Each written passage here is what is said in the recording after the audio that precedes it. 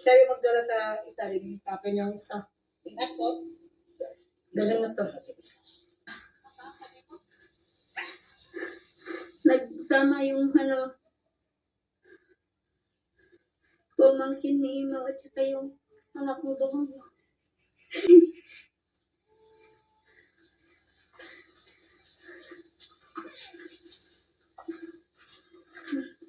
Dami.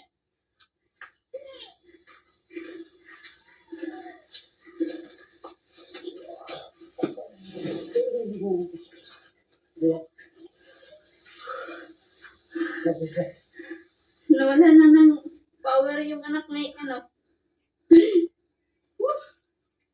anak ni Danaya. Okay, mahirap. Sobrang hirap.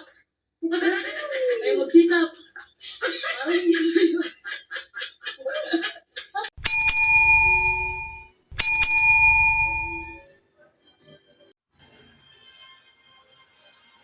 Ayusin natin ha, camera. So ayan, siguro yan. Mga kababayan ko dyan. Dito naman po ako mga kababayan, Luzon, Visayas, Mindanao. Mga viewers ni Bihero, viewers ni Krishna, viewers ng Chris Pao Fanatic. Mga viewers ko. Viewers ni Katekram, viewers ni Kabisnes, Papa Lins TV, viewers ni Vince TV, viewers ni Japper Sniper, viewers ni Miss Ivana Lawi, viewers ni Senator Rapi Tulfo sa kanyang programa sa RTIA. Welcome po kayo sa aking YouTube channel. Please subscribe, like, share, and comment. Viewers ni Kalinga Prab, Kuya Bal, Ate Edna, Ate Jack, at viewers ng mga OFW, mga Chris Pao Fanatic, viewers ng Kalingap, ng mga OFW dyan. Welcome po kayo sa aking YouTube channel. Please subscribe, like, share, and comment. At, to skipan, okay? Lalambing lang po ako sa inyo. Subscribe lang po kayo. Okay, tuloy tayo. Ito kasi ang aking upload ngayon ay patungkol to kay Krishna. Kasi kung mapapansin natin itong mga nagdaang araw ay wala si Krishna sa PB House. Dahil ayon doon sa upload video ni Bihero ay umalis daw ng Davao. Pero hindi naman, mga viewers ko. Hindi naman pala pumulis ng Davao, umuwi lang sa kanila. At dito nga natin nakita na itong si Krishna ay talagang umuwi sa kanila. At yun, doon sa lula niya, at tumulong si Krishna, mga viewers ko, tumulong si Krishna mag-harvest ng avocado. Kung nanguha ng avocado si Krishna, mga viewers ko, hindi lang yung tiyuhin niya ang umakyat, maging siya mismo umakyat, mga viewers ko. Nakakatuwa, di ba? Talagang masabi natin Krishna talaga napakasipag na dalaga. May nga nagsabi sa comment section, talagang dalagang bukid talaga to si Krishna eh. Sabi ko, dalagang bukid, isda. Sabihin, lamang, talagang, si Krishna talaga ay talagang sanay. Sanay siya sa trabahong bukid. Sanay siya sa mga trabahong panlalaki. Masabi natin. Ginagawa niya ang lahat na paraan. Basta makakatulong siya, gagawin niya para sa kanyang pamilya. Di ba? So malaking tulong yung ginawa niya na pag-uwi at nanguha siya ng abukado. Siguro, yung abukado kahit paano, dadalhin niya ito doon sa PB House. Di ba? Dahil tagbunga ngayon ng abukado, mga viewers ko tagbunga ngayon eh. Ngayon ang panahon ng harvest ng abukado at ngayon ang maraming bunga ng mga abukado na pwede nang harvestin. Napakasarap tong avocado na to pag lagay mo ng gatas. O, di ba? Tapos ilagay mo sa rep. Malamig na, kunin mo na, di ba? Ang kuwan talaga to, vitamins talaga ito itong avocado. Yun. Tapos mayroon sa comment section, nako, Krishna, mag-ingat ka. Huwag kang masyadong kumapak sa maliliit na sanga. Dahil ang puno ng avocado ay marupok yan. Di ba? May mga concern talaga sa kanya. Siguro to mga Chris Pao Fanatic to.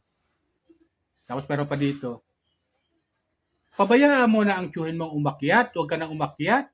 Kadalaga mong tao. Baka mapano ka pa. Di ba? Yung mga ganong comment, mga viewers ko. Nakakatuwa kasi concern na concern sila kay Krishna. Tapos nakita pa natin, mga viewers ko, dahil 2 sako ang nakuha nila ng abogado, tag-isa sala ng tiyuhin niya. Kasi hindi naman pwede dalhin ng kanyang pinsan dahil bata pa, hindi kayang buhatin yon.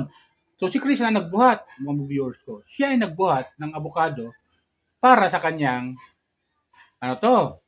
para sa kanila, ibig sabihin, para kahit paano makatulong sa tiyuhin niya para wala na silang babalikan. Diba ganun yun? Bagamat kaya naman ng tiyuhin yun, halimbawa, nahakot yung abogado at di na magkaan si Krishna, hindi magbuhat, babalikan ng tiyuhin niya yun. Pwede naman eh. Pero si Krishna, talagang gusto niya talagang makatulong. Kung ano lang ang pwede maitulong niya at kaya naman niya, tutulong siya. Tulad ito, yung paghaharbi ng abogado. Hindi lang yung tiyuhin niya umakyat, maging siya umakyat din sa puno ng abogado. Eh, itong abogado sa totoo lang, subukan na to itong abogado, puno ng abogado. Marupok talaga ang mga sanga niyan. Madali mabali yan, di yan katulad ng bayabas na para siyang goma. Para siyang goma, halagang ikaw kang kanya, sasayaw ka lang niya. Ibig sabihin, hindi kanya basta-basta babaliin. Diba? Hindi kanya ibabali, hindi kanya ipapahamak nitong pag puno ng bayabas. Pero pag puno ng abogado, marupok yan. Kailangan, umapa ka talaga bungtong ka talaga sa matibay na sanga. Yung medyo malaki-laking sanga para hindi ka mabali. Para di mabali yung sanga, para di ka malaglag. Mahirap na. Di ba? Pero ganun pa man, talagang napakasipag nitong batang itong si Krishna. Napakasipag na dalaga. Ito lang masasabi ko talaga kay Krishna. Sa bawat kilos mo dyan, lalo na pag-aakyat, ingat ka lagi. Ingat ka lagi kasi mahirap na. Mahirap na mabalian ng buto. Paano na? Yung langlang mo. Siyempre, nag-aalala yon. Si Pagubiyero, di ba, mga viewers ko? Mag-aalala yon. Hindi niya alam kung ano ginagawa mo dyan sa lugar ninyo. Yun pala kumukuha ka ng abogado. Tapos ikaw pa umaakyat. Okay lang sana kung yung tiyuhin mo lang. Mismo ikaw ang umaakyat para manguha ng abogado. Pero ganoon pa man, iba na yung nag-iingat. Kaysa hindi nag-iingat. Di ba ganun yan? At talagang mapipil natin kay Krishna, talagang pagod siya. Sabi nga niya doon sa hirap talaga. Di ba? Napahingal siya. Mahirap talaga. Talagang pagkuha mo, abogado, pag lalo siyang sako yun, bigat nun. Siguro, kung ako nagkakamali, mga 25 kilos ang binuhat niya. Di ba? Mga 25 kilos yun, mga ganun, mga viewers ko. Mabigat talaga yun. Bagamat doon sa lugar na yon, sa lugar na lupain ng kanyang lula, na kabisado naman niya yung daan, ay walang problema. Di ba ganun yun? Kaya pala, wala siya doon sa PB House. Dahil nandun pala si Krishna, umuwi pala sa kanila. Doon sa lula niya. Siguro, namimiss siya siguro yung lula niya. Di ba? Siguro, pagkatapos ng mission, doon sa lugar na pinuntahan nila, na nagkadulas-dulas sila, nagpaalam siguro sa kay Pubihero na uwi muna sa lula niya. Di ba? At siyempre, pinayagan naman ni Pubihero. Pero doon sa upload ni Pubihero na nag-away sila, tapos umalis ang Davao, si Krishna. Hindi pala. Doon lang pumunta sa lula niya. At siyempre, di ba, may mga upload video sila na itong tinanong siya ni Pubihero kasi sumahod nga sa YouTube, anong balak mo sa pera mo? Anong balak mo sa sahod mo? Anong gawin mo dyan? Sabi ni Krishna, ibabayad ko doon sa isinanlan lupa namin, doon sa pinagsanlaan, ibabayad ko. Ganon si Krishna. Hindi lang niya iniisip yung sarili niya. Bagkos ang iniisip niya yung pamilya niya. Kaya sa nagsisikap, mga viewers ko, kahanga-hanga Kaya sa nagsisikap para sa kanyang pamilya, hindi para sa sarili niya. Di ba? Siguro naman, iuhuli niya na yun sa sarili niya. At salamat naman, at nandiyan si Pugubihero, handang umalalay sa kanya. Di ba ganun yun? Tapos wala pa dito, sa comment section. Kaya Randy, ang tagal na ni Krishna kay Pugubihero, nakasakasama, ilang buwan na sa dyan.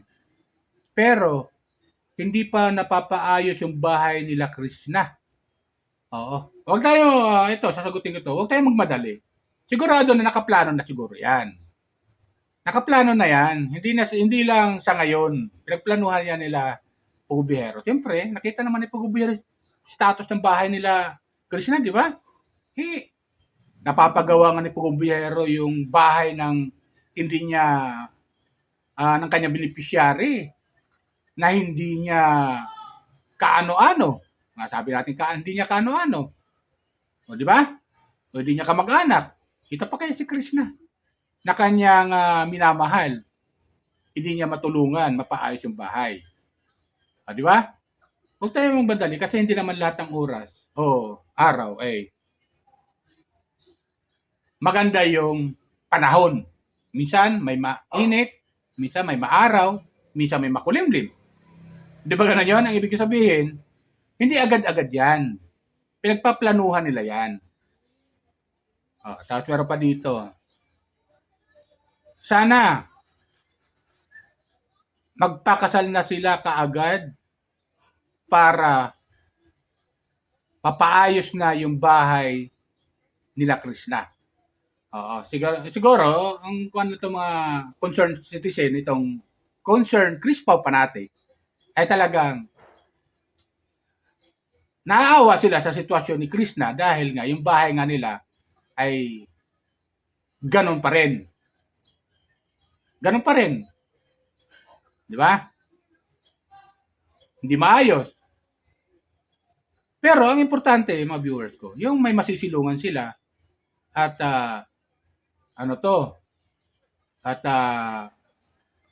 hindi sila mababasa sa ulan. Kahit pa paano, maganda-ganda naman yung bahay, lalo ng bahay ng lula niya, ito maganda-ganda naman. Ganoon din sa bahay ng mga magulang niya, sa tatay at nanay niya, mga kapatid. Kahit pa paano, maganda-ganda rin naman. Pero, mapapaayos din yan. Ayan siguro, pinagpaplanuhan din nilang dalawa yan. May plano yan si Krishna. Huwag lang tayo masyado magmadali. Kasi unang-una, pangalawang sahod, unang sahod pa lang ni Krishna. Magkala namang sahod niyan.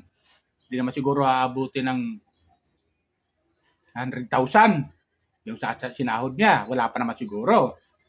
Diba? Kung meron man, di salamat. Diba? Maganda niya, mga viewers ko. Kasi lahat ng upload video ni Krishna ay talagang viral. Sabi, mataas ang views.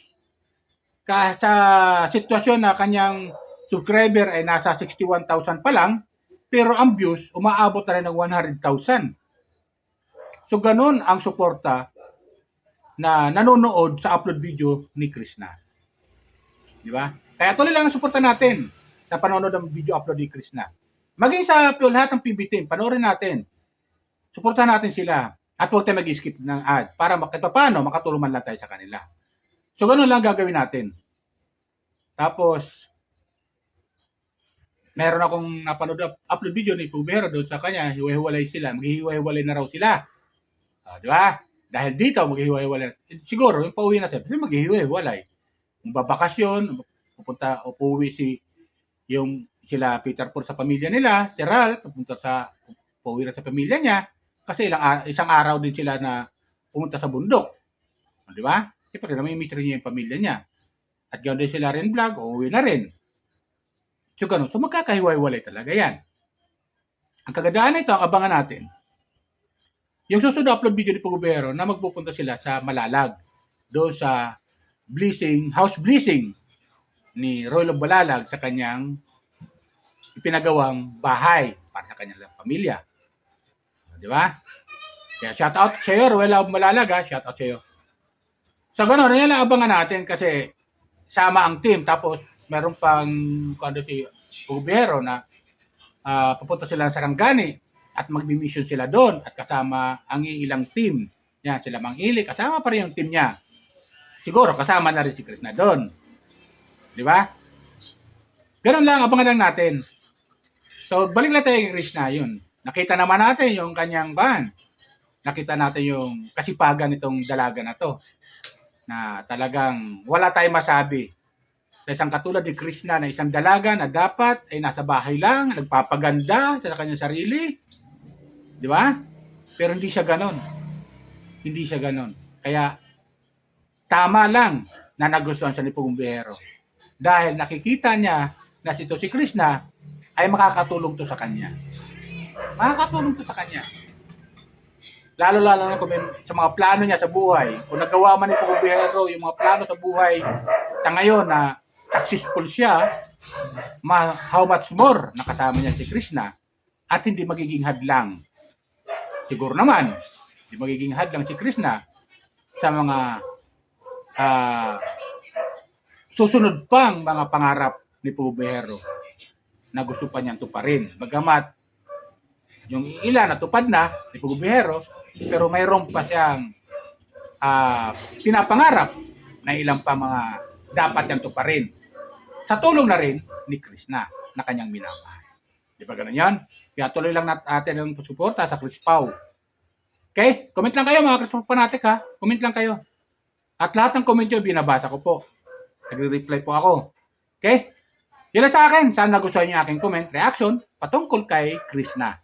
Kung bakit wala si Krishna sa PB House, ay umuwi po si Krishna sa kanyang pamilya, sa kanyang lola, na kanyang doon siya lumaki, at doon siya namamalagi na matagpuan siya ni Pugong Biyahero.